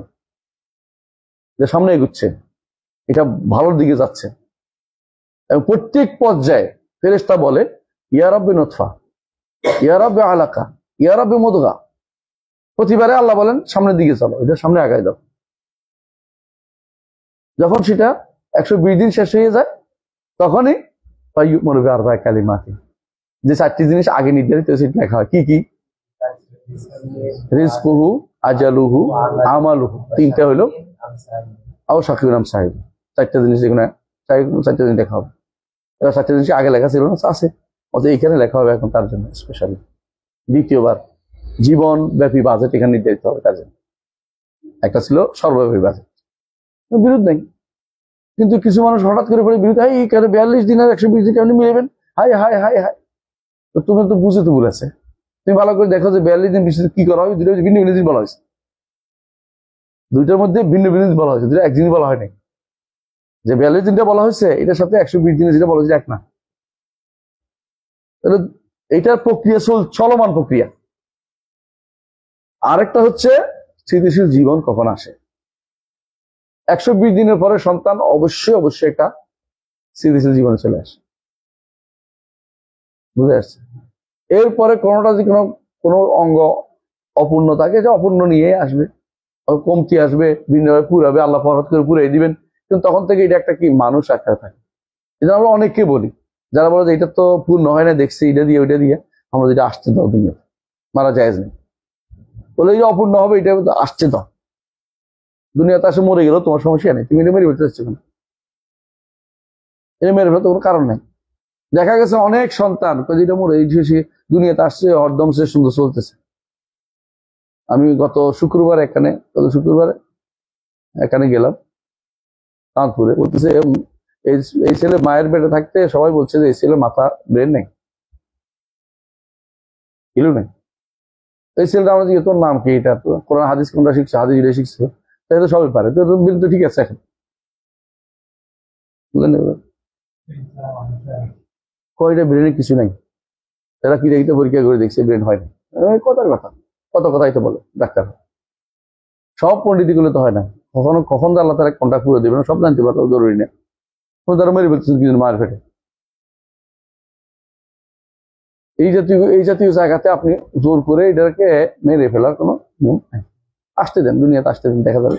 আগে তো মানুষ দুনিয়াতে আসছে না, আপনি দুনিয়াতে হঠাৎ করে অগ্রিম মারি ফেলার চিন্তা ভাবনা করতে পারেন। এগুলো আকলের কাজ, আমার মানে যার দক্ষিণে দাও মানতেছি না এটা আর কি।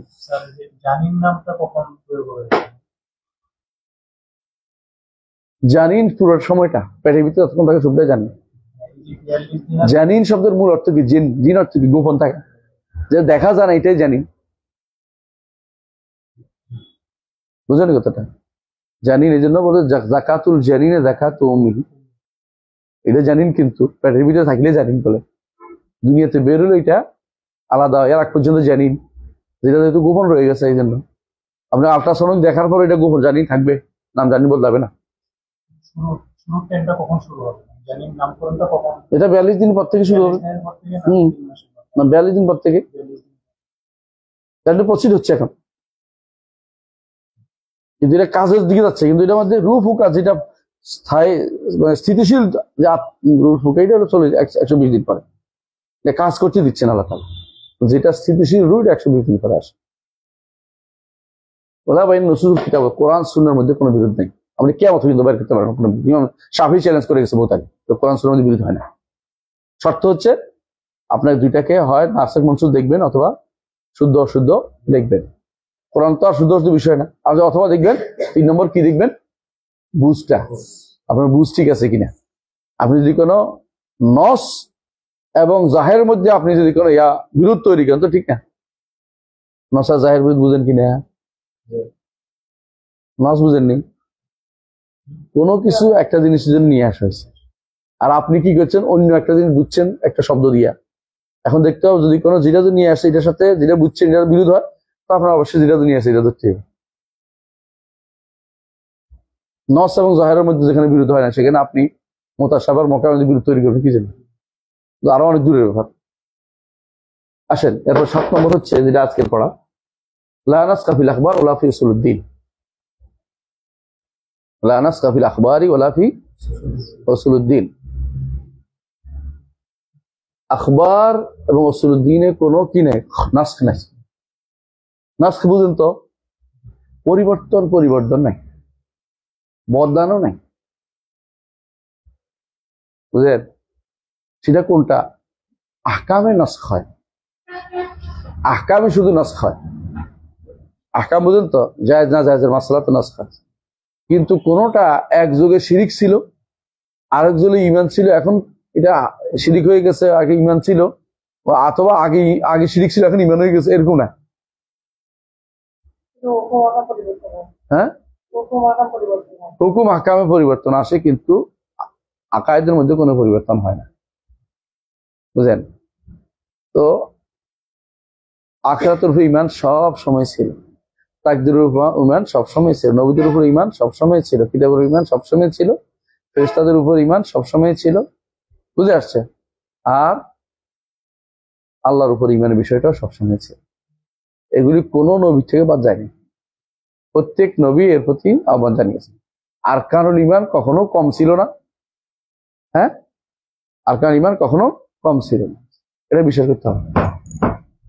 কোন কোন মাসাইল আহকামের মধ্যে কিছু যোগ যোগ পরিবর্তন হয়েছে, যেমন যেমন মুসা আলাইহিস সালামের যুগে যে শরীয়ত ছিল আমাদের সে শরীয়ত না,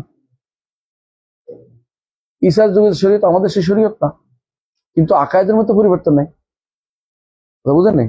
আকায়েদ স্থায়ী জিনিস, আখবার শরীয়ত নাই কেন? মিথ্যা, দুটো মিথ্যা হইতে পারে না। আল্লাহ এটা করেছে। আকায়েদে কি করে সংবাদ দেয়? সংবাদ দুই রকম হইলে বোঝা গেল যে আগেরটা কি ছিল, আমার ভুল ছিল, অথবা পরেরটা ভুল হয়েছে, একটা ভুল হয়েছে। দুইটা একসাথে শুদ্ধ হইতে পারে না, আর দুইটা দুই রকম হইতে পারে না, সংবাদ দুইটা একটা শুদ্ধ হইবে। কিন্তু আহকাম দুই সময় দুইটা রকম আল্লাহ তাআলা লিকুল্লিন জাআলনা মিনকুম শিরাতান ওয়া মিনহাজা, শরীয়ত ভিন্ন ভিন্ন দিয়েছেন। আল আম্বিয়াউ ইখওয়াতু আল্লাতিন, হ্যাঁ, দীনুহুম ওয়াহিদ উম্মাহাতুহুম শাত্তা, মানে আকীদা একটা, আর তাদের মা বিভিন্ন, অর্থাৎ শরীয়ত বিভিন্ন, শারায়ুহুম শাত্তা, শরীয়ত বিভিন্ন, আকীদা একটা।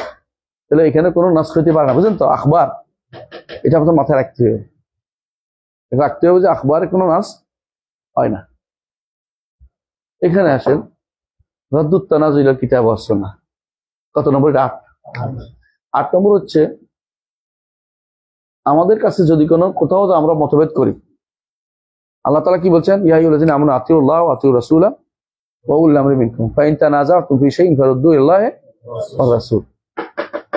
আল্লাহ ওর রাসূল কেমনে আল্লাহর রাসূল ফিরে আসে বলেন তো? কোরআন ও সুন্নাহর দিকে। কেন এটা এইবারে কোনো মতভেদ হইতে পারে? কিন্তু এখানে কিছু মানুষ এখানে মতভেদ করছে, কোন জায়গায় বলেন তো? ওয়ালাউ আন্নাহুম যালামু আনফুসাহুম জাউকা ফাস্তাগফিরুল্লাহ ওয়াস্তাগফার লাহুম রাসূলুল্লাহ ওয়াজিদুল্লাহ তাওয়াবার রাহিমা। রাসূলের কবর কাছে যাইতে হবে। কেন যাইতে হইব? রাসূলের কবর কাছে গিয়ে রাসূলের কাছে চাইতে হবে। আল্লাহ বলছে, যদি তোমরা যদি জুলুম করো, ওয়ালাউ আন্নাহুম, যদি তারা জুলুম করার পরে যদি রাসূলের কবরের কাছে এসে, তাই এটা বলছে রাসূলের কাছে আসতে বলছে, রাসূলের কাছে আসতে এবং রাসূলের কাছে, হ্যাঁ, চাইতে যে আল্লাহর কাছে আপনি যেন আমাদের জন্য ক্ষমা প্রার্থনা করেন, তো আল্লাহ তাদের জন্য কি করতো? আল্লাহ তাদেরকে অবশ্যই ওয়াজিদুল্লাহ তাওয়াবার রাহিম। এখন তারা বলতেছে রাসূল তো মরে নাই, শশিনাওয়ালারা কই, শশিনার কেউ আছেন নাকি? নাই তো, তাই না? পালাই গেছে নাকি? কই চল, ও তো শশিনার বড় লোক আছে আমার সমস্যা নাই। ওনাদের মূল কথাই হচ্ছে এটা, যে শিক্ষা এটা হচ্ছে, আপনি দেখবেন ওনাদের নয় শুধু, এটা বেশিরভাগ আমাদের বাংলাদেশের ওনার দোষ দিয়ে লাভ নাই, এটা খারাপ অর্থে না। আপনি দেখবেন যে এই যে একটা ভুল ব্যাখ্যাটা কেমন, এখনো তারা মনে করে মদিনায় গিয়ে কি করতে হবে, মদিনায় গিয়ে কি করতে হবে? রাসূলের কবরের কাছে গিয়ে এই আয়াতটা পড়তে হবে।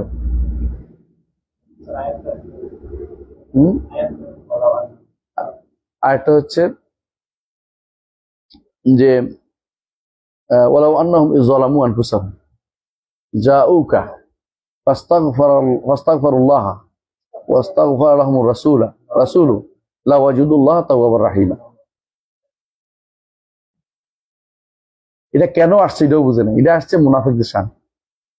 রাসূলের যুগে যারা মুনাফিকি করতো তাদের ব্যাপারে আসছে, যে মুনাফিকরা যদি কোনো আল্লাহর কাছে ক্ষমা চাইতো আর আপনার কাছে বলতো আল্লাহর কাছে আপনি ক্ষমা চাইতেন তাদের জন্য, আল্লাহ তাদের তওবা কবুল করতো। এটা এখন তারা বানাইছে নিজেদের উপরে, বলছে যে রাসূলের কাছে আসতে বলছে, এবং তারা সুন্দর করে বানাই বলে, শশিনা ছাড়া অন্যরাও বলে, কি বলে? ইয়া রাসূলুল্লাহ, আল্লাহ তাআলা দুনিয়ার জীবনে আপনার কাছে আসতে বলছে আমাদেরকে, আমরা তো দুনিয়ার জীবনে আসতে পারিনি, এখন মরার পরে আসছি, আপনি আল্লাহর কাছে আমাদের জন্য ক্ষমা চান। বুঝছেন? এটা যে কোন আয়াতকে ভুল বুঝছে আপনি বুঝতে পারেন তো? কারণ রসুলের মৃত্যুর পরে বিল ইজমা আগে থেকে হয়েছে মানুষ কোথায় যাবে? সুন্নাহর দিকে। আর কোরআনের কথা বললে আসতে বললে সবসময় কিসের কাছে? কিতাবের কাছে। কিন্তু আল্লাহকে আমরা পাচ্ছি না, রসুলকেও পাচ্ছি না। আমাদের এখন যাওয়ার জায়গা দুইটাই কি? কোরআন এবং সুন্নাহ। সুতরাং যারা এই জাতীয় অপব্যাখ্যা নিয়ে আছে তারা ভুলের উপর আছে। এদের বেশিরভাগই কি জন্য? ভুল কোন বর্ণনার উপর নির্ভর করে। উদ্বি নামক এক ব্যক্তি, এটা বর্ণনা শুদ্ধ না, রেওয়ায়াত শুদ্ধ না। উদ্বি নামক এক ব্যক্তি আইসা রসুলের এই কবরের কাছে এসে কাঁদতে আরম্ভ করছে, চোখের পানি ফেলছে, আর বলছে আল্লাহ তাআলা বলছে যে যদি তারা আপনার কাছে আসতো, আল্লাহর কাছে তওবা করতো, রসুল তওবা ইস্তেগফার করতেন, আল্লাহ তাআলা ক্ষমা করে দিত। আমি তো আপনার কাছে আসছি, আপনি তো নাই। এই কথা কইয়া বেহুশ হয়ে গেছে।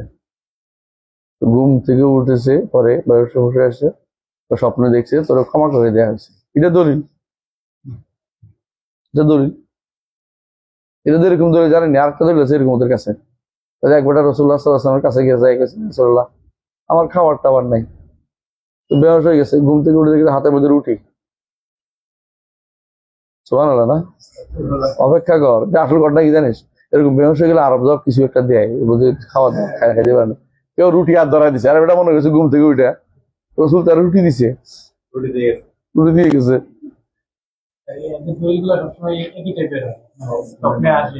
হ্যাঁ, এই কিছু একটা আসবেই না, স্বপ্ন দলিল পাওয়া যায় না। তো এই কিছু এমনি বের হয় কষ্ট করে। তুই কথাটা জীবন তোর সোনা গান্ধা যে করতে পারিস, তোরা আস্ত রাখবে কিনা, চুলগুলি কাইটে কামাইয়া তোর লম্বা করে দিব। চিনিস তো সোনাগান্ধা মাহমুদের একটু বলিস তো। মাহমুদ তো আড়াইবাড়ির মুরিদ না? তোরা আমি চিনি না, তোরা সোনাগান্ধার দরবার আড়াইবাড়ি সব দিতে হবে, সব দিক চিনি না। তবে আমি জানি বাংলাদেশের বেশিরভাগ হয় শশী না, সবগুলি ফুরফুরার গোষ্ঠী, হয় শশী না চর্ম নাই, এদের কোনো না কোনো ভাবে লেজ আছে, অথবা আছে না। আট্রাসিটা কিন্তু বালাকুটি, বালাকোট বুঝছি। বালাকোটে দুইটা গোষ্ঠী, আর দুইজন ছিলেন। একজন হচ্ছে স্যার সৈয়দ আহমদ শহীদ, স্যার না সৈয়দ আহমদ শহীদ, একজন শাহ ইসমাইল শহীদ বলি আর কি, আমাকে বলি ইনশাল্লাহ শহীদ, ইনশাল্লাহ দিয়ে বললাম। তো শাহ ইসমাইল কিন্তু বিশুদ্ধ আকীদা মানহাজের লোক ছিলেন। ওনার থেকে এই জন্য কেউ বেদাতিরা দেখায় না, শাহ ইসমাইল থেকে। ওনার বই আছে তাকওয়াতুল ঈমান বই আছে, তাকওয়াতুল ঈমান খুব ভালো বই আছে, ভালো। তো সৈয়দ আহমদ সাহেব ছিলেন অনেকটা ভালো মানুষ ছিলেন, নেককার মানুষ ছিলেন, কিন্তু এলমে দুর্বল ছিলেন। আবার ওনার অনুসারী বেশি ছিল, কেন উনি একটু বেশি আবেগ ছিলেন। ওনার অনুসারীরা এদেরকে বলে বালাকুটি, মানে বালাকুটে উনি মারা গেছেন তো, বালাকুটি বালা। তো বালাকুটি ওনার ছাত্র হচ্ছে ওই যে রসুল নোমা একজন আছেন, তারপরে একজন আছেন। তো ওনাদের মুরিদ হয়েছে ফুরফুরা আলাদা, বুঝছেন তো? তো ও বালাকুটির একজন আসছে, কি বলে এদেরকে, আট্রসিতে একজন আসছে, একজন চন্দ্রপুরী একজন আসছে, একজন ওই এটি সবটি বালাকুটির লোক। ও যারা তারা যুদ্ধ করতে গেছিল, আসার পরে প্রত্যেকে দাওয়াতের কাজ করেছে। তো কেউ কেউ দাওয়াতের সাথে তাসাউফ একসাথে করেছে, বুঝতে পারছেন? এবং তখন এলমের খুব প্রসাদ ছিল না, সত্য কথা এটাই। হাদিসের খুব প্রসাদ ছিল। এলমে হাদিসের প্রসাদ যেখানে থাকবে সেখানে বেদাত থাকে না, মনে রাখবে এটা। যত এলমে হাদিস চাপাইবে তত বেদাত প্রবেশ করবে। এলমে হাদিস ঢুকবে, বেদাত পালাবে। এলমে হাদিস বেদাত একসাথে ঢুকতেন। রাসূলুল্লাহ সাল্লাল্লাহু আলাইহি ওয়াসাল্লাম হাদিস যেখানে ঢুকবে এখানে অন্ধকার চলে যাবে, বেদাত থাকবে না। তো ওনার অধীন যেগুলি এসেছিল না, এই যে এমনকি আশ্চর্য জিনিস হচ্ছে দেওয়ানবাগি, এগুলি সবগুলি কিন্তু, এমনকি মাতুয়ালি, শাহ মতুয়ালি, সবগুলি কিন্তু বালাকুটি। এমনকি ইয়ারা ওই যে ফুলতলি, এরাও বালাকুটি, জৌনপুরি বালাকুটি, জৌনপুরিও বালাকুটি। না, এই তো কথার কথা, কোরআন সবাই দাবি করে, দাবি করে, অস্বীকার করছি না, এটা শুনলে তো আর খবর আছে আমার। সঠিক চট্টগ্রাম তো একবার রসুলের বংশধর আছে, মনে করতেছে সব বংশধর এসে, শিয়ারা তো সব সৈয়দ লেখে। তো আসলে এরা সবগুলি বালাকুটি। তবে আরেকটা গোষ্ঠী আছে আঞ্চলিক। আঞ্চলিকটা হলো এই ইয়াটা, এই যে ভান্ডারি, হ্যাঁ, তারপরে ওই যে আরেকটা আছে আবার এমন কিছু দাইম শরীফ এখানে, এই সবটি কিন্তু বালাকুটি নকশা। বালাকুটি ভালো কিছু প্রথম থাকলেও সে সবগুলি বলা হয়ে গেছে। এইগুলি সবগুলি ফিরে আস্তানা শিখাচ্ছে কি জন্য, বুঝার জন্য এই দেশটা কিভাবে ছেয়ে আছে। এরা দেশের ভিতরে রন্ধে ঢুকে গেছে। এরা ওদের এরকম রন্ধে ঢুকে কিভাবে দেশটা ঢুকতে পারে। এখন তোমার দেখো মাদ্রাসা বোর্ডের সিলেবাস পরিবর্তন করতে গেলে কি হয়ে যায়, কারা বালাকুটিরা। এইভাবে সবাই এখন তুমি ইচ্ছা করলেও সত্য পড়াইতে পারবে না,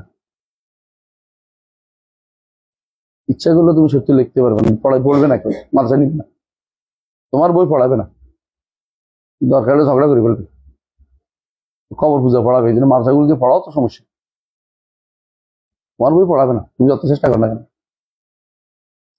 এদের আবার অনেকগুলো ছোট ছোট শাখা হয়েছে, ওই যে যেমন শর্ষিনা, সোনাকান্দা, এগুলো ফুরফুরা, বুঝছো তো।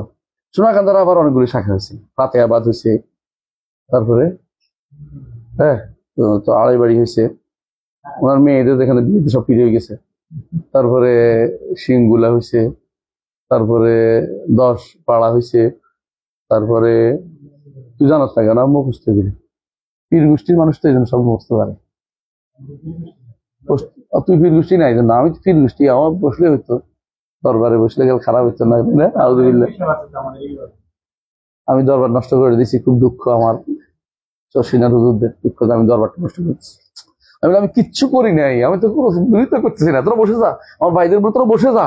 ওরা বলে হ্যাঁ আর করবো না, বসবো না, কেন বসবো, এটা কি জন্য বসে থাকবো। আমার ভাইরা বসতে চায় না। হ্যাঁ, ঝগড়া যখন হবে কোথায়, কোরআন হাদিস বুঝার ক্ষেত্রে বা কোনো বিষয়ে কোনো মাসালার ক্ষেত্রে কোথায় আসতে হবে। আমরা কত ঝগড়াই করি, কোথায় আসতে হবে, কোরআন সুন্নাহ দিকে।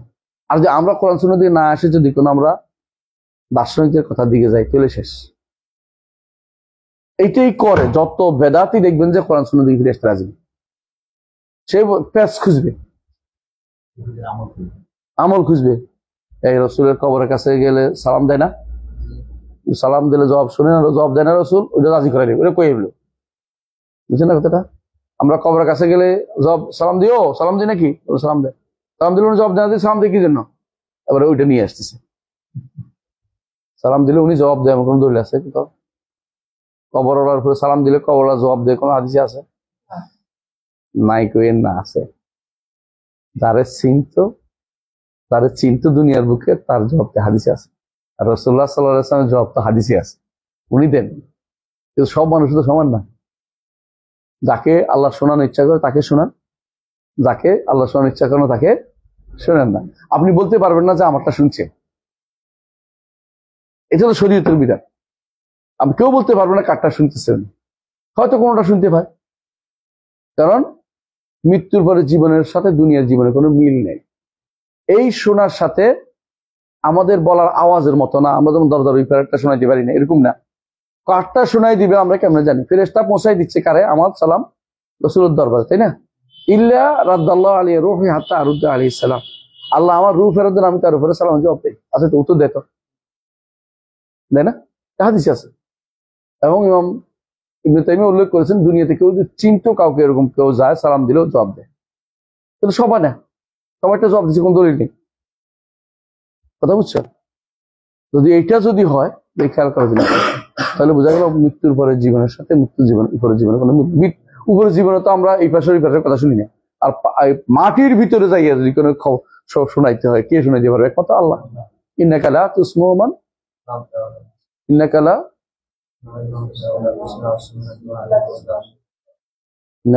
তুসমু মান, ইন্নাকা লা তুসমুল মাউতা ওয়া লা তুসমু সুম্মা দাইজা ওয়াল্লাহু মুদবির। তাহলে বোঝা গেল যে আমাদেরকে যে কোনো সময় যে কোনো জায়গাতে ঝগড়া হলে কোথায় আসতে হবে? কোরআন সুন্নাহ দিকে। আর আকীদার বিষয়টা আসা সহজ কেন জানেন? কত আকীদার বিষয় কোনো কি আছে নাই, মতভেদের জায়গা নাই, নতুন কিছু নেই। সুতরাং পুরাতন কিছু হইলে কোরআন দিকে আসা সহজেই। আগে কেউ এটা বুঝছে কিনা, এটা আমার বুঝদারা, আগে কেউ আমার এই কথাটা বুঝছে কিনা, বুঝছেন? যেমন ধরেন ইখতিলাফ করতেছেন আপনি কি নিয়ে? হ্যাঁ, দাজ্জাল নিয়ে। আপনাদের একজন বলছে দাজ্জাল তো কি টাকা পয়সা, ডলার। আরেকজন বলছে দাজ্জাল হচ্ছে ইউরোপীয় সভ্যতা, তাই না? আরেকজন আমার কাছে এসে বলতেছে দাজ্জাল হচ্ছে সৌদি পুলিশ। কেন রে? এক চোখ আছে, দেখছি চোখেরটা লাগানো আছে, আরেক চোখ না হইলো তো। মুসা কোনটা? এক চোখ বুঝেনি। মানে তাদের এখানে একটা যে এটা আছে, ওই যে লোগোটা, তার মধ্যে একটা চোখ আছে। এটাকে বলে তারা সাহের, মানে সে অতন্ত্র, মানে প্রহরার মতো কাজ করতেছে, সে ঘুমাবে না, তো অন্যায় করলে ধরে ফেলবে, এটা উদ্দেশ্য তাদের। এটারে শেষ হয়ে নিয়ে কি বানাইছে? দাজ্জাল বানিয়ে লইছে। আরেকজন বানাইছে দাজ্জাল, তো দাজ্জাল তো ইউরোপীয় সভ্যতা। আর দাব্বাতুল আরদ, দাব্বাতুল আরদ কি? আর এগুলো আর কি ব্যাকটেরিয়া, এগুলি এআই কে দাজ্জাল বলতেছে। দাজ্জাল এআই মাঝে মধ্যে ফারান আছে, দেখো না? দাজ্জাল কেমন হইলো? তো অনেক কিছুই পারে না। দাজ্জাল এআই চোখ কই?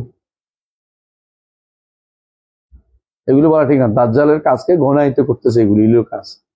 মানে দাজ্জাল বুঝা সহজ।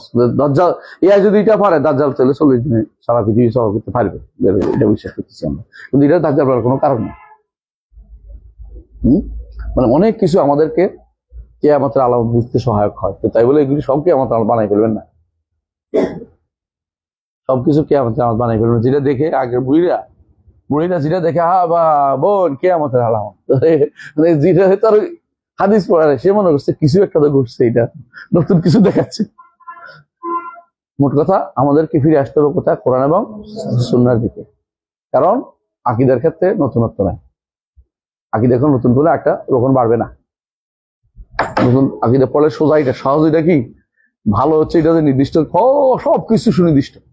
ইচ্ছা করে আপনি একটা কিছু বাড়াইলেই ভুল করলেন, আপনি নতুন তথ্য দিলেন, ভুল করলেন। আপনি তথ্য দিয়েছে পুরানটাই দেন, নতুন করে কিছু দিয়েন না, নতুন করে কিছু দিয়েন না, বুঝছেন তো? এখন তো বলেই দিছে যে মাহাদি আসবে কি নিয়ে জানেন তো? লম্বা টুপিওয়ালা।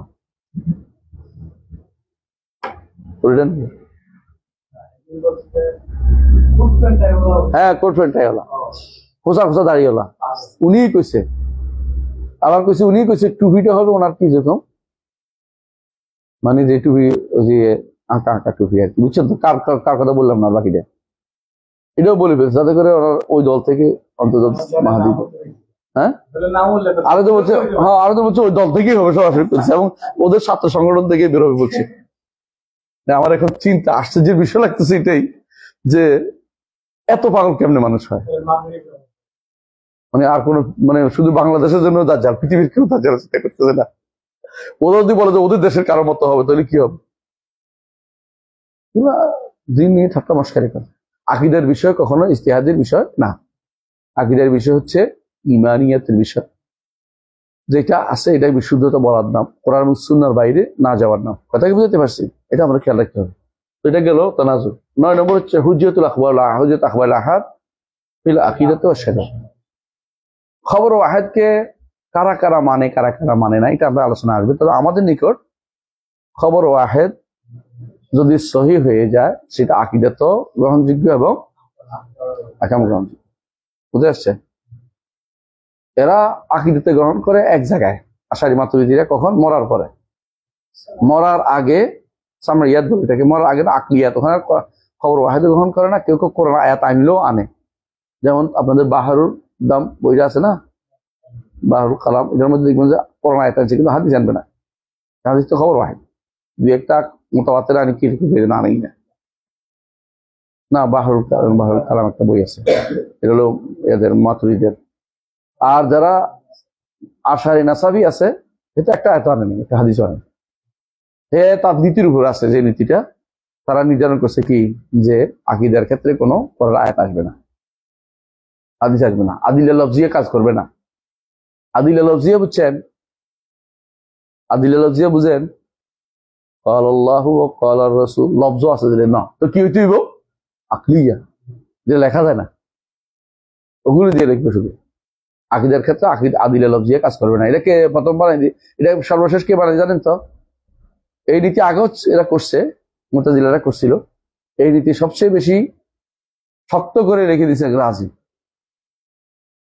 রাজি আল্লাহ ইয়ারহামহু, তিনি তওবা করে মারা গেছেন। এই জন্য ইমাম রাজি রহমতুল্লাহ আলাইহি তিনি এই নীতি শক্ত করে বাদাই করে গেছেন। এই নীতিটাই খণ্ডন করছে ইবনে তাইমিয়া রহমতুল্লাহ আলাইহি তার আকল নাকলের মধ্যে বিস্তারিত। এবং এই নীতিটা হচ্ছে ইসলামের জন্য সবচেয়ে ক্ষতিকর, যে আমি খবর ওয়াহিদ মানব। আসলে হাদিস ইনামাল আমাল বিনিয়াত, এটা কোন হাদিস? মুতাওয়াতির খবর ওয়াহিদ। এমনকি খবর ওয়াহিদের মধ্যে এটা আরো গরীব। এখন যদি আপনি বলেন ইনামাল আমাল বিনিয়াত, এটা মানতেছি না, আকীদার মধ্যে তো হইব, কেমনে আপনি এটা বলতে পারেন একজন মানুষ? আমি বুঝতে পারছি। অথচ এটাকে আপনাকে কি মানতে হবে? হুজ্জিয়ত মানতে হবে, হুজ্জত মানতে হবে আপনাকে। আরেকটা হলো 10 নম্বর হলো রাদ্দুল বেদা বিল ইত্তিবা। আপনি অনুসরণ করে বেদাত ত্যাগ করবেন, মানে আপনি খুঁজবেন অনুসরণ, বেদাত ছাড়বেন। এটা অসুবিধা কি, এটা বলবেন না। অসুবিধা হচ্ছে আপনি নতুন পথ হারাচ্ছেন। পুরো আপনি যে পথ রচনা করে গেছেন, সিরাতাল লাযিনা আনআমতা আলাইহিম, এই পথ হারিয়ে ফেলছেন। অসুবিধা কি? এটা হচ্ছে যারা বলে যে বেদাত না চলে কেমনে চলে দুনিয়াতে, এরা মিথ্যা কথা বলে। বেদাত ছাড়া তারা চলে গেছে, জান্নাতে যাওয়ার সার্টিফিকেট পাইছে, আপনার বেদাত ছাড়া চলার কি আছে? সুযোগ আছে। এজন্য কোনো বেদাত করবেন না, কোনো বেদাত করবেন না। ইত্তেবাদি নিজেকে যথেষ্ট মনে করবেন, ইত্তেবাদি নিজেকে যথেষ্ট মনে করবেন। কয়টা হলো? এই 10টা নীতিকার আমাদের। আমি এখানে আলোচনা করব, আমি দাঁড়াবো, ভাই আলোচনা করব বেদাতীদের আকীদার উৎস, বেদাতীদের আকীদা গ্রহণের নীতিমালা। বলেন এটা ওয়াদাম তাকদিমিল মাকালাতিল বিদইয়া ওয়াল মুবতাদা। যারা বেদাতি যে সমস্ত মাকালাত আছে, যেমন কি আদিলে লফজিয়ে হুজ্জত না করে দিল, এগুলি দিয়ে দলিল দিবেন না। যেমন কি বললো যে কাদাম নষ্ট হয়ে যাবে, এগুলি দলিল দিবেন না। যেমন আপনাকে বললো হরকত হয়ে গেল, এগুলি দলিল দিবেন না। এগুলি বলবেন না। কেন বলবেন না? এই শব্দগুলি আমাদের ইসলামে নেই। এগুলি আপনি অন্য থেকে নিয়ে আসছেন, দর্শন থেকে নিয়ে আসছেন। এগুলি আমার ইসলামের ভিতরে ঢুকেন না। এগুলি পড়বেনও না, এগুলি পড়াবেনও না, এগুলিকে হাইলাইটও করবেন না। আমাদের সমস্যা হচ্ছে আমরা একটা বিশাল যুব গোষ্ঠী, আমরা সবসময় ইবনে সিনাকে হাইলাইট করি না? জাবির ইবনে হাইয়ানকে হাইলাইট করি, আমরা হাইলাইট করি কিন্দিকে, আমরা হাইলাইট করি ফারাবিকে, আমরা হাইলাইট করতেছি আরো কতগুলি আছে যেগুলো দুনিয়ার নিকৃষ্ট, খাওয়ারিজমিকে, আরো হাইলাইট করতেছি ইবনে আলকামিকে, আমরা হাইলাইট করতেছি এরপরে নাসিরউদ্দিন তুসিকে। এগুলি বেশিরভাগই ছিল মালাহেদা, মানে আল্লাহর দিন বিরোধী মানুষ ছিল সকলে। এরা হাকিমলে আমরা ইবাদত করতো, কেউ কেউ শিয়া, কেউ মানে এক একটা, কোনটা ভালো ছিল না একটা। অথচ আমরা এগুলি হাইলাইট করে চলি, এগুলি এটা আবিষ্কার করেছে, ওইটা আবিষ্কার করেছে। অনেকগুলি সত্যও না, অনেকগুলি দাবি করতেছি সত্যও না, বাগড়ম্বর আছে, বাড়াবাড়ি আছে। এদের বক্তব্যকে প্রাধান্য দিব না। কি প্রাধান্য দিব? ইত্তেবা সংক্রান্ত বক্তব্য। এই জন্য সলফে সালিহিনের বক্তব্যের মধ্যে নূর আছে, আলো আছে। যখনই আপনি সলফদের কোনো বক্তব্য পাবেন, অনুবাদ করে ছাড়বেন, মানুষের উপকার হবে। সলফটা কি বলেছে? যেমন বলেছে ইত্তাবিউ ওয়ালা তাবতাদিউ ফাকাদ কুফিতুম। কে বলছে এটা? আব্দুল্লাহ ইবনে মাসউদ রাদিয়াল্লাহু আনহু। ইত্তাবিউ ওয়ালা তাবতাদিউ ফাকাদ কুফিতুম। ইত্তাবিউ ওয়ালা তাবতাদিউ ফাকাদ কুফিতুম। তোমার যথেষ্ট করা হয়ে গেছে। দ্বীনের মধ্যে বেদাতের কোনো সুযোগ নেই। এরা কি করে? বেদাত কি করবে জান? উদাহরণ দিবে। এই যে আপনি ফ্যান চালাচ্ছেন, বেদাত এটা কি দিনের ভিতরে? না। হ্যাঁ, এরপর হয়তো আরো বেশি জোর করে করবো, আপনি মসজিদের মেহরাব বানাইছে, মিম্বর বানাইছে। রসুলের কি মিম্বর ছিল না? তোর বেদাত কেমন হইল? মেহরাব বানাইছে কেমনে? মেহরাবটাকে বলা হয় মাসালে মুরসালা। কেন? পশ্চিম দিক বুঝতে সহজ হয়, দূরের মানুষ বুঝবে যে এইটা কেবলামুখী। মেহরাব দিয়ে সবার আশা কেউ পারে না। মেহরাব একটা পাহওয়ান নাস, নসে দাবি করে, নসে বলে যে কেবলামুখী হতে হবে। হ্যাঁ, কি বলছে? আইনামা আইনামা কোনো না, এটা না, তার আছে কি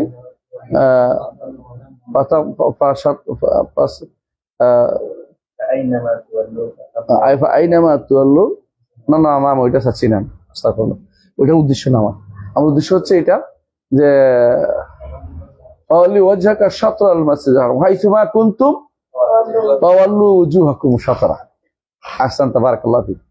এইটাই আমি চাচ্ছিলাম। দেখেন আয়াত আল্লাহ বলে দিয়েছেন হাইসুমা কুনতুম ফাওয়াল্লু উজুহাকুম শাতরা, যেখানে থাকো না কেন তোমার চেহারাকে শাতরাহু, সেই দিকে ফিরিয়ে দাও। কোন দিকে? কিবলার দিকে, কাবার দিকে। কারণ কাবার দিকটা আমি সবসময় তো নির্ধারণ করতে পারবো না, আমার কাছে তো আর সবকিছু থাকে না। যখনই মসজিদ দেখবো তখন আমার আর অনেক সময় আপনার মনে হবে এইদিকে কাবা। আপনাকে 10 জনে বলেও শুনবেন না এইদিকে পড়ে গেলেন। আমি এত বছর পরে মদিনা এদিন নামছি, যে নামার পরে উল্টা দিকে নামাজ পড়ে শুরু করি, উত্তর দিকে। নামাজ শেষ করার পর আসে সব মানে যারা কর্মচারী এসে করতেছে, আর ওর মনে হচ্ছে আমি আরবি বলছে সালাদ কি যা, মুখ কি যা, মানে এদিকে ওইদিকে উল্টো দিকে পড়তেছো কেন? তো আমি তোদের আর সাথে ছিল যে একজন বলতো কি রে, এত বছর থাকার পরে তোরও বলিল আমারও বলিল, ঘটনাটা কি? উল্টা দিকে বললো নামাজটা, আবার ফিরে এদিকে ফিরে নামাজ পড়ছি। যদি কারণ ওরা লেখা নাই, পরে দেখি তো ওরা কি উপরে এক জায়গায় টান দিয়ে রাখছে, কেবলা একটা ইঙ্গিত চিহ্ন দিয়ে রাখছে। যদি ইয়া হইতো তো ভালো হইতো, ভিতরের দিকে দেখা গেলে ভালো হইতো, কারণ অনেক সময় লেখা তো অনেকে দেখতে পড়তে পারে না।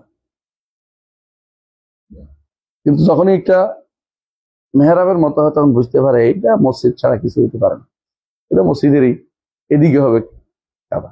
কথা বুঝছো? মানুষ এটা হলো মাসালে মুরসালা।